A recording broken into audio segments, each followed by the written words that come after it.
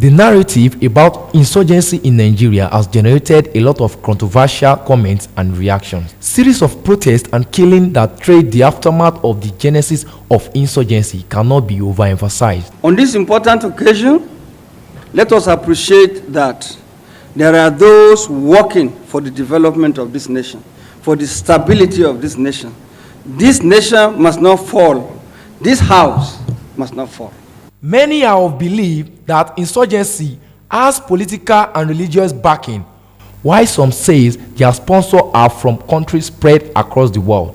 In the line of this, a concerned Nigeria set out to put the narrative about insurgency in proper perspectives, saying the needs for a proper research innovation has prompted him into writing and publishing the book entitled Fatal Arrogance. My vision and idea for bringing out Fatal Arrogance is because some international actors are trying to take advantage of the security situation we have in this country. And because we are a vulnerable society, we tend to dance to these narratives, and we are not having peace among ourselves, we are not trusting ourselves, and we are finding it difficult to be able to coexist as Nigerians. In fact, it got to a point in this country that we have to cry out loud that what is uniting us in Nigeria today is not the Federal Republic of Nigeria, but fear. Because we are afraid of everything around us, including ourselves. And we have gone to that point because someone is out there setting narratives so that we can never be at peace. The author of the book, Terence Kwamon, said the book outlined the truth about what actually took place as a basis for what triggered insurgency in Nigeria. This issue I have addressed it go to a very dangerous level, that if care was not taken, by now the entire northern Nigeria would have been engulfed in crisis that we wouldn't have been able to control. Because it got to a point that even in the same religion called Islam, these people got to a point that they stopped getting married to each other. And it was a very worrisome development, because if that would have engulfed all the entire religions, would have been so bad. I encourage you to go through the phase of what I have put in down. This book, titled Fatal Arrogance by Comrade Terence Kwamon,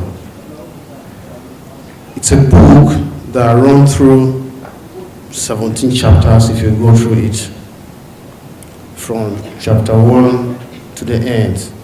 A vivid assessment of the activities of the Islamic Movement of Nigeria has been explained. If you take your time and look at it, the whole scenario started on the 12th of December 2015 when the convoy of the Chief of Army Staff, Lieutenant General Tukur Buratai, was attacked. As a result of this, their leader was being arrested and detained. So as a result of this brought into series of protests throughout the country. The Islamic Movement of Nigeria mobilized its people, its members throughout the country for series of protests. You are all aware of this fact. This series of protests has resulted into destruction of lives and property.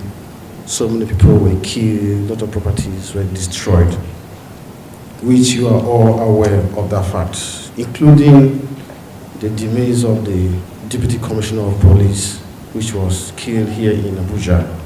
If you take your time to go through it from the first chapter all through chapter 17, you will agree with me that the author, Mr. Terence Kwamon, did a great job of explaining vividly to correct this impression so that people will actually know what actually took place.